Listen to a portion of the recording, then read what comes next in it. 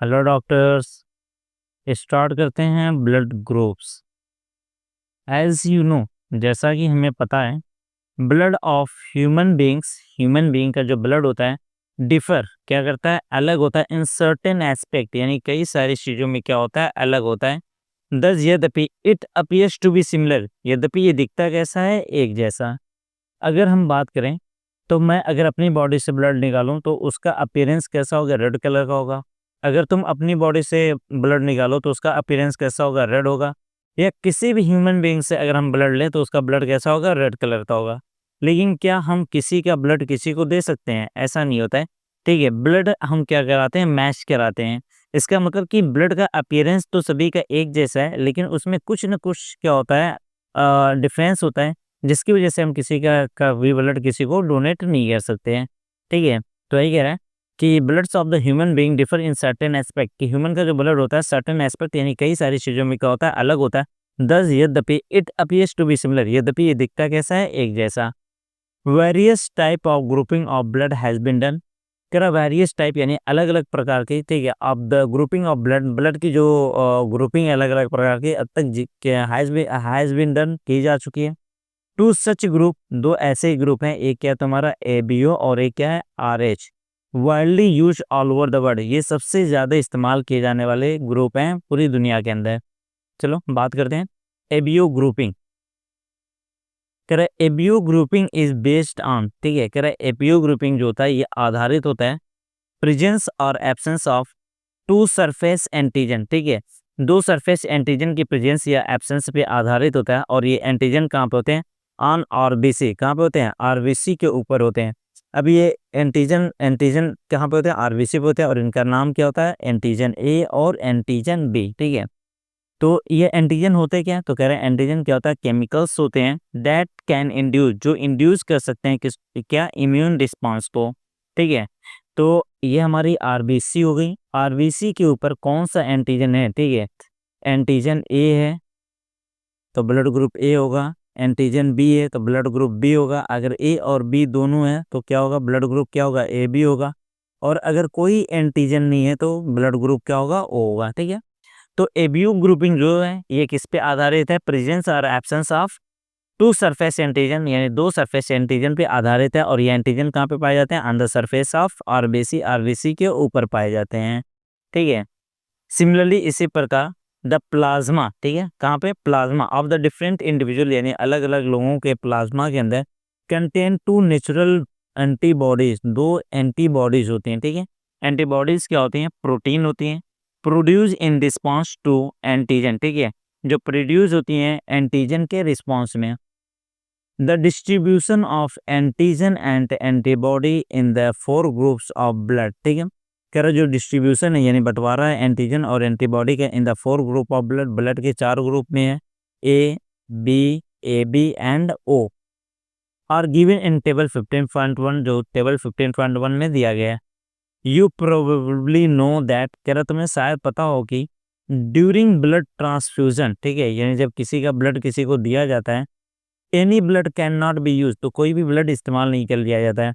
The blood of A donor, यानी जो देने वाला है उसके ब्लड को हैज़ बीन केयरफुल्ली मैच, बहुत ही सावधानी से मैच कराया जाता है with the blood of the recipient, यानी जो ब्लड ले रहा है उसके ब्लड के साथ बहुत ही सावधानी से मैच कराया जाता है बिफोर एनी ब्लड ट्रांसफ्यूजन, यानी किसी भी ब्लड ट्रांसफ्यूजन से पहले। ठीक है, बिफोर एनी ब्लड ट्रांसफ्यूजन। ठीक है, टू अवॉइड सेवर प्रॉब्लम, ठीक है, ताकि हम क्या कर सकें, बच सकें प्रॉब्लम से, ऑफ क्लम्बिंग और डिस्ट्रक्शन ऑफ आरबीसी। ठीक है, यानी आरबीसी के क्लम्बिंग या डिस्ट्रक्शन से हम बच सकें। क्योंकि अगर हमने किसी का ब्लड किसी को दे दिया और अगर ब्लड ग्रुप मैच नहीं किया तो आरबीसी क्या होती है, आरबीसी का डिस्ट्रक्शन होने लगता है, यानी क्लम्पिंग होने लगती है।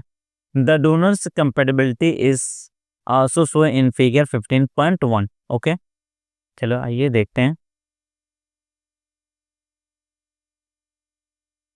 तो कह रहा है कि अगर हम एबीओ ब्लड ग्रुपिंग की बात करें तो एबीओ ब्लड ग्रुपिंग किस पे आधारित होती है, प्रेजेंस और एब्सेंस ऑफ एंटीजन। ठीक है, ये हमारा क्या हो गया, एंटीजन। एंटीजन हमारे कितने होते हैं, दो होते हैं, एक होता है एंटीजन ए और एक होता है एंटीजन बी। एंटीजन ए और एंटीजन बी कहाँ पे होते हैं, आरबीसी की सरफेस पे होते हैं। मान लो ये एक हमारी आरबीसी है, अगर इस आरबीसी के ऊपर क्या है, एंटीजन ए है, तो ब्लड ग्रुप क्या होगा, ए होगा। अगर इसके ऊपर एंटीजन बी है तो ब्लड ग्रुप क्या होगा, बी होगा। अगर आरबीसी के ऊपर एंटीजन ए भी है और एंटीजन बी भी है तो ब्लड ग्रुप क्या होगा, ए बी होगा। और अगर आरबीसी की सरफेस पे कोई भी एंटीजन नहीं है तो ब्लड ग्रुप क्या हो जाएगा, ओ हो जाएगा। ठीक है, ब्लड ग्रुप क्या होगा, ओ होगा। यानी किस टाइप का ब्लड ग्रुप है, ये किस पे डिपेंड कर रहा है, एंटीजन पे डिपेंड कर रहा है। ठीक है, और जैसा एंटीजन होगा उसका अपोजिट एंटीबॉडी होगी। ठीक है, किसी भी बंदे के अंदर एंटीजन और एंटीबॉडी कभी भी सेम नहीं होती है। अगर मेरा ब्लड ग्रुप ए है तो मेरे पास एंटीजन ए होगा और एंटीबॉडी क्या होगी, बी होगी। ठीक है, तो एंटीजन और एंटीबॉडी हमेशा क्या होते हैं, अलग होते हैं। और एंटीजन जो होते हैं ये आरबीसी की सरफेस पे होते हैं। ठीक है, कहाँ पे होते हैं, आरबीसी की सरफेस पे होते हैं। और एंटीबॉडी जो होते हैं वो प्लाज्मा में होते हैं। तो चलिए आइए देखें, अगर हम कहें किसी बंदे का ब्लड ग्रुप ए है, ठीक है, क्या है, ब्लड ग्रुप ए है। अगर ब्लड ग्रुप ए है तो उसके पास एंटीजन क्या होगा, ए होगा। लेकिन एंटीबॉडी जो है वो क्या होगी, बी होगी। एंटीबॉडी क्या होगी, बी, क्योंकि एंटीजन और एंटीबॉडी कभी भी सेम नहीं होते। ठीक है, तो इसका डोनर कौन होगा, ठीक है, तो जिसका जो ब्लड ग्रुप होता है वो तो डोनर होता ही है। ठीक है, साथ ही साथ इसे और कौन दे सकता है, वो दे सकता है। ठीक है, अगर मैं कहूँ किसी का ब्लड ग्रुप बी है तो उसके पास एंटीजन क्या होगा, बी होगा। लेकिन एंटीबॉडी क्या होगी, ए होगी। और इसका डोनर क्या होगा, जिसका जो ब्लड ग्रुप है वो तो देगा, साथ ही साथ ओ वाला भी देगा। ये क्या तुम्हारा ए बी है। ठीक है, ये क्या है, ए बी है, तो इसके पास एंटीजन क्या होगा, ए भी होगा और बी भी होगा। लेकिन एंटीबॉडी कोई नहीं होगी, क्योंकि अगर एंटीबॉडी तुम ए करोगे तो एंटीबॉडी ए और एंटीजन ए मैच कर जाएगा। अगर एंटीबॉडी बी रखोगे तो एंटीबॉडी बी और एंटीजन ए बी मैच कर जाएगा। इसलिए हम इसके पास एंटीबॉडी को क्या करते हैं, गायब कर देते हैं। ठीक है, यानी एंटीबॉडी यहाँ पे क्या होती है, नील होती है। और इससे क्या है कि ब्लड ग्रुप, इसको ब्लड डोनेट कौन कर सकता है, सब करते हैं। ए भी करेगा, ए भी करेगा, बी भी करेगा और ओ भी करेगा। और जिसका ब्लड ग्रुप ओ होता है उसके पास एंटीजन क्या होता है, एब्सेंट होता है। एंटीजन क्या होता है, एब्सेंट होता है, क्योंकि कोई भी एंटीजन नहीं था इसलिए हमने ओ कहा था। अब एंटीजन कोई नहीं है तो इसके पास एंटीबॉडी ए भी दे दो, एंटीबॉडी बी भी दे दो, कोई मसला ही नहीं है। तो इसके पास एंटीबॉडी ए और बी दोनों होता है। और इसका डोनर कौन होता है, सिर्फ और सिर्फ ओ होता है। ठीक है, तो इस फिगर से ये तो फाइनल हो गया कि जो ओ होता है, ओ देखो क्या कर रहा है, सबको दे रहा है। ए वाले को भी दे रहा है, बी वाले को भी दे रहा है, ए बी को भी दे रहा है, और ओ वाले को तो ओ वाला देगा ही।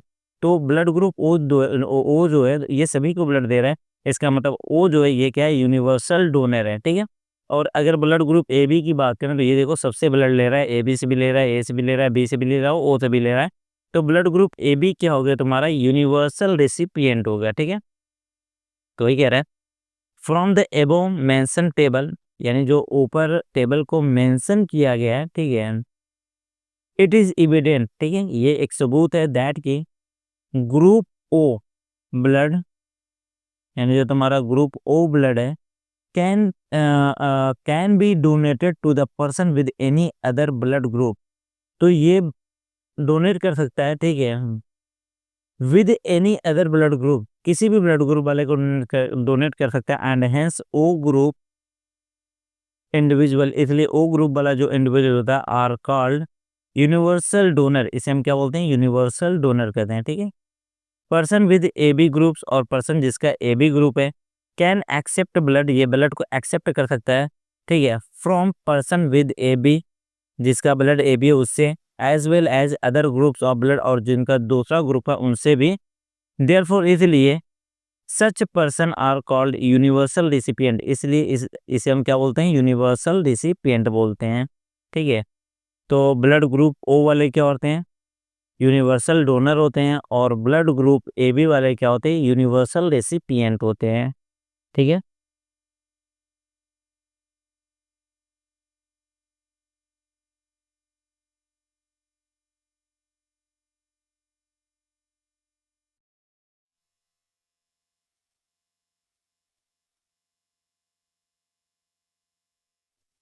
बात करते हैं आर एच ग्रुपिंग की। एनदर एंटीजन, यानी एक दूसरे प्रकार का एंटीजन जिसे हम क्या बोलते हैं, R H antigen, similar to one present in rhesus monkey, कह रहा है सिमिलर यानी वैसा ही जो प्रेजेंट होता है किसमें, रिसस मंकी में, ठीक है, किसमें, रिसस मंकी में, वैसा ही एक एंटीजन, और रिसस मंकी के आरएच से इन्होंने क्या कर दिया, आरएच ले लिया, इसी से के आधार पर इसका आरएच एंटीजन भी कहते हैं, ठीक है। इज ऑल्सो ऑब्जर्व करे, इसे ऑब्जर्व किया गया यानी देखा गया on the surface of RBC, RBC की सरफेस पे of the majority of nearly 80% of human के 80% ह्यूमन के अंदर, ठीक है।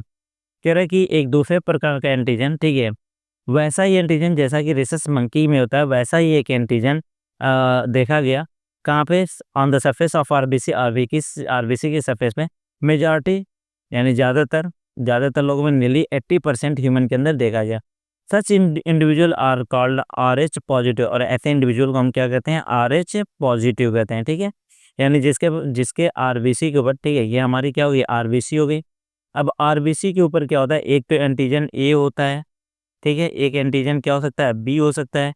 कह रहे इन दोनों के अलावा और एक और एंटीजन होता है जिसे हम क्या बोलते हैं, आरएच एंटीजन बोलते हैं, ठीक है। आरएच एंटीजन को यानी आरएच एंटीजन को सबसे पहले रिसस मंकी के अंदर देखा गया था, ठीक है, और रिसस मंकी से ही इसका आरएच लेके इसे आरएच बोल दिया गया, ठीक है। ये लगभग 80% लोगों में होता है। तो कह रहा है कि जिसमें ये तुम्हारा आरएच एंटीजन प्रेजेंट होगा, ठीक है, उसे हम क्या कहेंगे, पॉजिटिव कहेंगे, और जिसमें ये एब्सेंट होगा उसे हम क्या कहेंगे, निगेटिव कहेंगे। तो वही कह रहा है, such individual are called Rh positive, ऐसे इंडिविजुअल को हम क्या कहते हैं, आरएच पॉजिटिव कहते हैं। एंड दोज इन होम, और ऐसे जिनमें दिस एंटीजन एब्सेंट, ये एंटीजन क्या होता है, एब्सेंट होता है, उसे हम क्या बोलते हैं, आरएच निगेटिव एंटीजन बोलते हैं, ठीक है, आरएच निगेटिव बोलते हैं।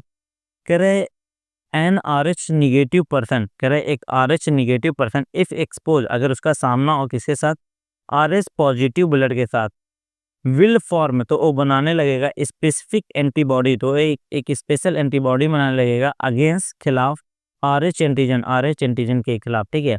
मान लो कोई बंदा है, ठीक है, कोई बंदा है, उसका वो कहता है तुम्हारा आरएच आरएच निगेटिव, ठीक है, एक minute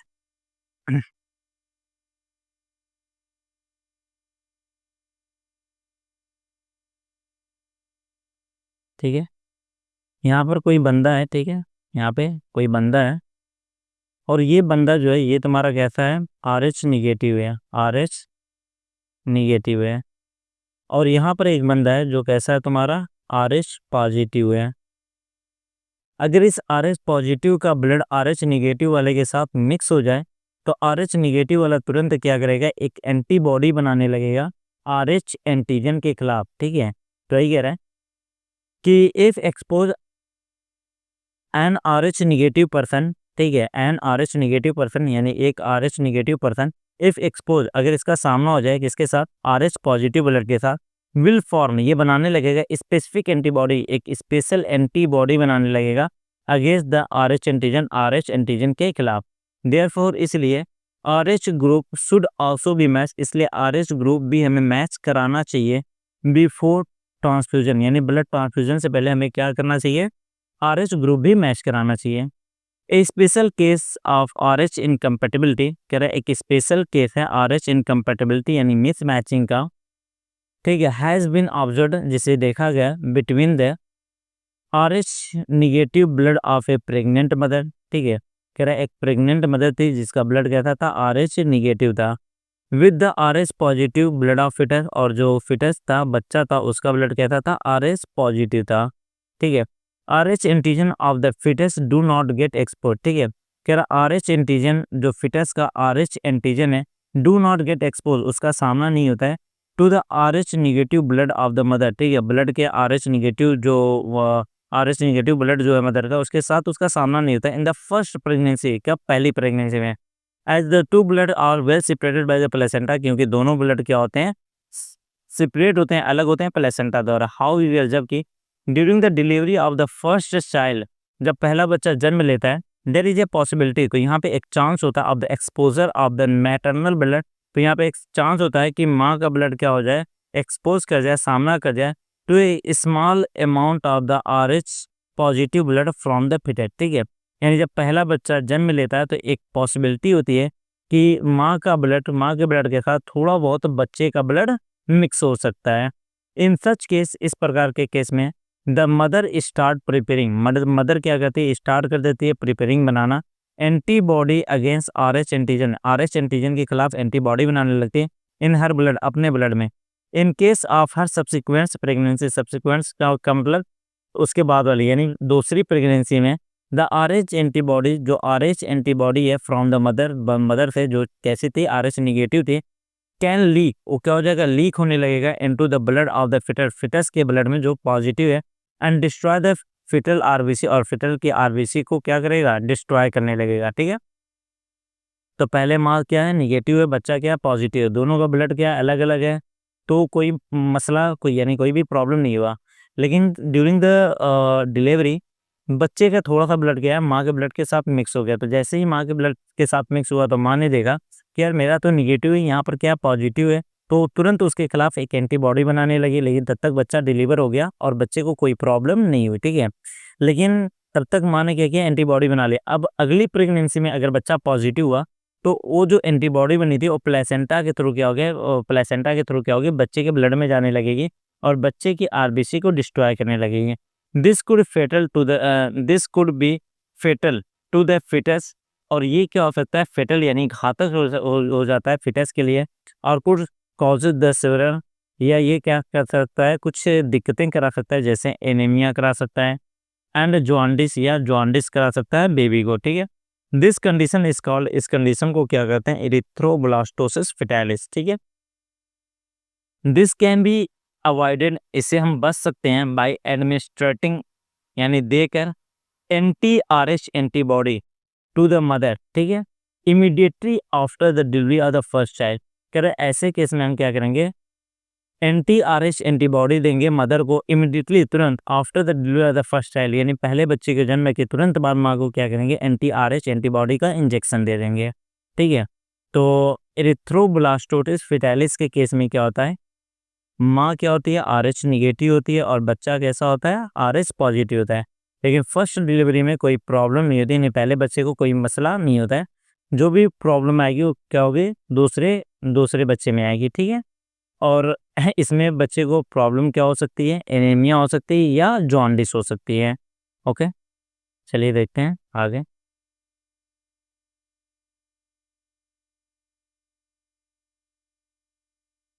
coagulation of blood, you know that, तुम्हें पता है कि when you cut your finger, जब तुम अपने हाथों को कट करते हो, और hurt yourself, या तुम अपने आप को नुकसान पहुंचाते हैं, your wound यानी जो तुम्हारा घाव होता है, does not continue to bleed, उससे लगातार ब्लीडिंग नहीं होती है for a long time, एक लंबे टाइम के लिए। Usually the blood stop flowing after some time, आमतौर पे क्या होता है कि ब्लड जो होता है स्टॉप हो जाता है फ्लोइंग, बहना। ठीक है, आफ्टर सम टाइम यानी कुछ टाइम के बाद बहना बंद हो जाता है। डू यू नो वाई, तुम्हें पता है क्यों? ब्लड एग्जिबिट, ब्लड जो होता है ये दर्शाता है कोआगुलेशन और क्लॉटिंग। ठीक है, in response to an injury, यानी कोई भी इंजरी, कोई भी चोट है तो उसके रिस्पांस में ब्लड क्या होता है, कोआगुलेशन या क्लॉटिंग को दर्शाता है। ठीक है, या ट्रोमा क्या होती है, इंटरनल चोट। ठीक है, दिस इज ए मैकेनिज्म, ये क्या होता है, एक तरीका होता है टू प्रिवेंट, रोकने का, एक्सेसिव लॉस ऑफ ब्लड। ठीक है, अधिक ब्लड का लॉस फ्रॉम द बॉडी से। You would have observe a dark reddish brown scum. ठीक है, कह रहा तुमने ऑब्जर्व किया होगा एक dark reddish brown scum formed बन जाता है at the site of the cut, यानी जहाँ पे चोट लगी है वहाँ पे क्या होता है, एक डार्क रेडिश ब्राउन कलर का स्कम बन जाता है। ठीक है, और इंजरी यानी जहाँ पे चोट लगी है, कट लगी है, जहाँ पे चोट लगी है, over a period of time, एक टाइम के बाद। इट इज़ ए क्लॉट, कह रहा है ये क्या होता है, क्लॉट होता है, और कोआगुलम, या क्या होता है, कोआगुलम होता है, फॉर्म्ड बनता है mainly of a network of thread. ठीक है, जो किससे बनता है, network of thread called fibrin, जिसे हम क्या कहते हैं, फाइब्रिन कहते हैं, इन विच, जिसके अंदर dead and damage formed elements of the blood are trap, जिसके अंदर dead and damage formed elements क्या होते हैं, ट्रैप हो जाते हैं। उसी की वजह से वहाँ पे क्या होता है, डार्क रेडिश ब्राउन स्कम बन जाता है। Fibrinogens are formed by conversion of inactive fibrinogen. ठीक है, कर जो फाइब्रिन्स होता है आर फॉर्म्ड, ये बनता है by the conversion of inactive fibrinogen, यानी जो इनएक्टिव फाइब्रिनोजन है उसके कन्वर्जन से क्या होता है, फाइब्रिन बनता है। इन द प्लाज्मा, प्लाज्मा में बाय एंजाइम थ्रोम्बिन, किसके द्वारा? थ्रोम्बिन के द्वारा। Thrombin in turn are found from the another inactive substance, और थ्रोम्बिन जो होता है एक दूसरे इनएक्टिव सब्सटेंस से बनता है इन द प्लाज्मा, जिसे हम क्या बोलते हैं? प्रोथ्रोम्बिन कहते हैं, ठीक है, प्रोथ्रोम्बिन कहते हैं। प्रोथ्रोम्बिन इनएक्टिव है और ये एक्टिव होता है तो क्या बनता है? थ्रोम्बिन बनता है। एन एंजाइम कॉम्प्लेक्स करा, एक एंजाइम कॉम्प्लेक्स जिसका नाम क्या? थ्रोम्बोकाइनेज इज रिक्वायर्ड, इसकी आवश्यकता पड़ती है फॉर द एबो रिएक्शन, यानी ऊपर वाली जो रिएक्शन है, यानी प्रोथ्रोम्बिन को थ्रोम्बिन बनने के लिए थ्रोम्बोकाइनेज की जरूरत पड़ती है। दिस कॉम्प्लेक्स इज फॉर्म्ड, कह रही है कॉम्प्लेक्स जो होता है ये बनता है by a series of linked enzymatic reaction, यानी कई सारे एंजाइमेटिक रिएक्शन के जुड़े होने से बनता है, जिसे हम क्या बोलते हैं? कैस्केड प्रोसेस बोलते हैं। Involving A number of the factor, और इसके अंदर बहुत सारे फैक्टर क्या होते हैं? इन्वॉल्व होते हैं in the plasma, in the plasma, ठीक है, प्लाज्मा के में, ठीक है, यानी ये बहुत सारे फैक्टर को इन्वॉल्व करता है जो प्लाज्मा में होते हैं। कैसे? इनएक्टिव, कैसे होते हैं? इनएक्टिव स्टेट में होते हैं।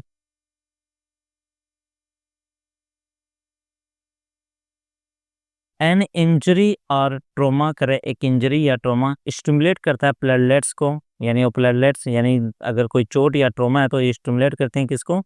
प्लेटलेट्स को क्या करते हैं? स्टिमुलेट करते हैं इन द ब्लड, ब्लड में, to release the certain factor, ताकि कुछ फैक्टर को रिलीज कर सके, which activate the mechanism of coagulation, ताकि कोआगुलेशन के मैकेनिज्म यानी ब्लड को जमाने वाले मैकेनिज्म को एक्टिवेट किया जा सके। Certain factor release by the tissue, और कह रहा है कुछ फैक्टर जो होते हैं, ठीक है, टिश्यू द्वारा भी रिलीज किए जाते हैं eight the site of the injury, जहाँ पे चोट लगी होती है, ठीक है। ऑल्सो कैन इनिशिएट, ताकि ये भी इनिशिएट कर सकें, स्टार्ट कर सकें कोआगुलम को। Calcium ion play a very important role in clotting, और कैल्शियम आयन का क्या होता है? बहुत ही इंपॉर्टेंट रोल होता है, ठीक है। तो आइए देखें, कह रहा है कि मान लो अगर हमें कोई चोट लगती है तो ब्लीडिंग कंटिन्यू नहीं होती, आफ्टर सम टाइम ब्लीडिंग क्या होती है? रुक जाती है। तो ये रुकती कैसे है? तो मान लो ये हमें यहाँ पर क्या है? ये मेरी मसल है, ठीक है, ये क्या है? मेरी मसल है। अब इस मसल में क्या है? ये मुझे क्या है? चोट लगी है, ठीक है। तो यहाँ से क्या होगी? तुम्हारी ब्लीडिंग होगी, यहाँ से क्या होगी? ब्लीडिंग होगी। लेकिन कह रहा है कुछ टाइम के बाद ये ब्लीडिंग रुक जाती है, क्योंकि यहाँ पे क्या होता है? जो हमारा फाइब्रिन्स होता है, ठीक है, लंबे लंबे धागे जैसा, उसका क्या होता है? यहाँ पे पूरा एक नेटवर्क बन जाता है, और इस नेटवर्क के अंदर क्या होता है? Dead and damage formed element क्या होते हैं? आकर ट्रैप हो जाते हैं, ठीक है, जिसकी वजह से ये रास्ता क्या होता है? ब्लॉक हो जाता है, और हमें यहाँ पे जहाँ पे चोट लगी होती है वहाँ पे डार्क रेडिश ब्राउन कलर का एक थक्का दिखने लगता है, जिसे हम क्या बोलते हैं? स्कम बोलते हैं। अब कह रहा है ये सारी सारी प्रोसेस होती कैसे है? तो कह रहा होता क्या है कि हमारे ब्लड के अंदर क्या है? थ्रोम्बोकाइनेज नाम का एक एंजाइम होता है, ठीक है, क्या होता है? थ्रोम्बोकाइनेज, ठीक है। ये थ्रोम्बोकाइनेज क्या करता है कि हमारे ब्लड के अंदर जो पहले से ही इनएक्टिव प्रोथ्रोम्बिन है, क्या है? प्रोथ्रोम्बिन, ठीक है, इस प्रोथ्रोम्बिन को ये क्या करता है? थ्रोम्बिन में कन्वर्ट कर देता है।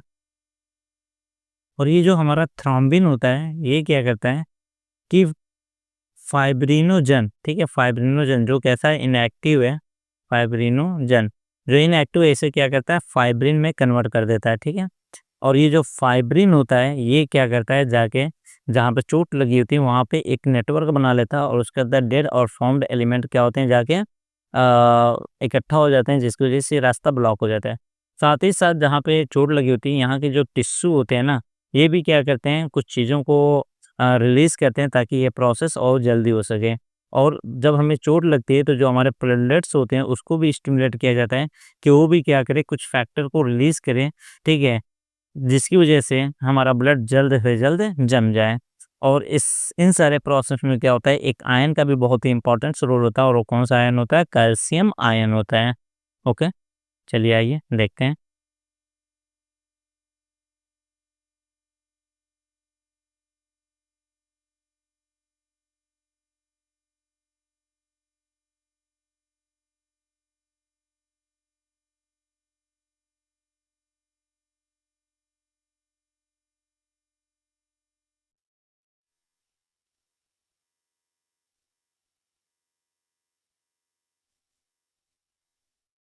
लिम्फ, इसी को हम क्या बोलते हैं? टिश्यू फ्लूइड कहते हैं। As the blood passes through the capillaries, कह रहा है जैसे ब्लड पास होता है किसके थ्रू? कैपिलरी द्वारा इन द टिश्यू, टिश्यू में, सम वाटर, कुछ water along with many small water soluble, ठीक है। तो कह रहा है कि सम वाटर यानी कुछ वाटर along with many, कह रहा है कुछ वाटर के साथ क्या होते हैं, बहुत सारे स्मॉल छोटे water soluble substances move out, water soluble substances क्या होते हैं, मूव आउट, बाहर आ जाते हैं in the space between the cell, यानी सेल के बीच जो स्पेस है वहाँ पे आ जाते हैं, ठीक है, ऑफ द टिश्यू के, लिविंग द लार्जर प्रोटीन, और बड़ी बड़ी प्रोटीन को क्या करते हैं, छोड़ देते हैं, and most of the formed element, और ज़्यादातर फॉर्म्ड एलिमेंट को इन द ब्लड वेसल के अंदर ही छोड़ देते हैं। This fluid release out is called, करे ये फ्लूइड जो बाहर आ गए इसे हम कहते हैं इंटरस्टिशियल फ्लूइड या टिश्यू फ्लूइड कहते हैं। It has the same mineral distribution, कह रहा है इसका मिनरल डिस्ट्रीब्यूशन क्या होता है, सेम होता है as that in the plasma, जैसा कि प्लाज्मा में होता है। Exchange of nutrients gases etc between blood and the cell always occurs through this fluid, ठीक है, यानी कि ब्लड और सेल के बीच चीज़ों का जो आदान प्रदान होता है वो इसी फ्लूइड द्वारा होता है। एन इलाबोरेट नेटवर्क, करे एक इलाबोरेट नेटवर्क होता है, ठीक है, ऑफ वेसल्स, या एक इलाबोरेट नेटवर्क होता है वेसल्स का, जिसे हम क्या बोलते हैं, लिम्फेटिक सिस्टम कहते हैं। कलेक्ट दिस फ्लूइड, इस फ्लूइड को क्या करता है, कलेक्ट करता है, ड्रेन इट बैक, और इसे वापस भेज देता है टू द मेजर वेन के अंदर। The fluid present in the lymphatic system, का फ्लूइड जो लिम्फेटिक सिस्टम में होता है इस कॉल्ड द लिम्फ, उसी को हम क्या बोलते हैं, लिम्फ कहते हैं। लिम्फ इज कलरलेस, लिम्फ कैसा होता है, कलरलेस होता है। कंटेनिंग स्पेशल लिम्फोसाइट, और इसके पास क्या होता है, स्पेशल लिम्फोसाइट होता है। विच आर रिस्पॉन्सिबल, जो क्या होता है, रिस्पॉन्सिबल होता है for the immune response of the body के इम्यून रिस्पॉन्स में क्या होता है, रिस्पॉन्सिबल होता है। Lymph is also an important carrier, और लिम्फ क्या होता है, इम्पोर्टेंट कैरियर होता है फॉर न्यूट्रिएंट्स, हार्मोन etc।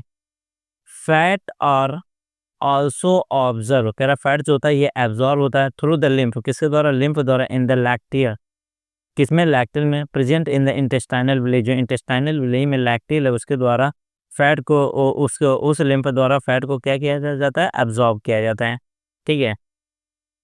तो कह रहा होता क्या है कि यहाँ से हमारा ब्लड आ रहा है, ठीक है, तो ब्लड क्या होती है, एक मोटी पाइप से आती है जैसे आर्टरी कहते हैं, फिर और पतली होती है आर्टियोल होती है, और पतली जब होती है तो इसे हम क्या बोलते हैं, कैपिलरी। ये तुम्हारा क्या टिश्यू है, ठीक है, ये क्या है, टिश्यू है। टिश्यू के अंदर क्या होते हैं, इस प्रकार से सेल होते हैं, ग्रुप ऑफ सेल, क्या, टिश्यू।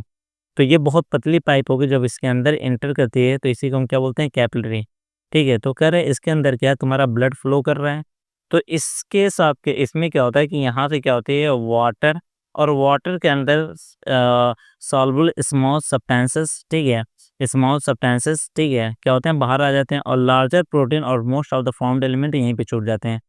तो ये जो वाटर और उसके साथ घुली छोटी-छोटी चीज़ें जो बाहर आ गई हैं, ठीक है, और यहाँ पे 2 सेल के बीच, इन सेल के बीच में जो जगह है इसी के बीच में वो फ्लूइड आ जाएगा, और इसी फ्लूइड को हम क्या कहते हैं, इंटरस्टिशियल फ्लूइड या टिश्यू फ्लूइड कहते हैं। अब ये ब्लड, ठीक है, अब ये ब्लड और सेल के बीच, ठीक है, ब्लड और सेल के बीच जो भी एक्सचेंज होगा इसी के थ्रू होगा, ठीक है। मान लो इस ब्लड को CO2 यहाँ पर डालना है, तो ये क्या करेगा, CO2 को पहले यहाँ पे डालेगा, और CO2 क्या करेगा, और ये ब्लड क्या करेगा, CO2 को वापस ब्लड के अंदर डाल देगा। अगर हमें ऑक्सीजन सेल को देना है तो हम क्या करेंगे, ऑक्सीजन को इस फ्लूइड के अंदर डालेंगे, और ये फ्लूइड ऑक्सीजन क्या करेगा, इसको दे देगा, ठीक है। यानी जो कुछ भी सेल और टिश्यू के ब्लड के बीच एक्सचेंज हो रहा है वो इसी लिम्फ यानी टिश्यू फ्लूइड के थ्रू होगा, ठीक है। अब यहाँ पे क्या होंगे, बहुत पतली पतली और भी पाइप होंगी, वो पतली पतली पाइप क्या करेंगे, इन फ्लूइड को अपने अंदर क्या करेंगे, खींचेंगे, ठीक है, और खींच के क्या करेंगे, इसे मेजर वेन के अंदर डाल देंगे, ठीक है। तो ये जो वेसल हैं जो टिश्यू फ्लूइड को अपने अंदर खींच रहे हैं, इसे क्या बोलते हैं, लिम्फेटिक सिस्टम बोलते हैं, क्या बोलते हैं, लिम्फेटिक सिस्टम बोलते हैं। ओके, आई होप इतना समझ में आ गया होगा, ठीक है। मिलते हैं कल एक नई क्लास के साथ।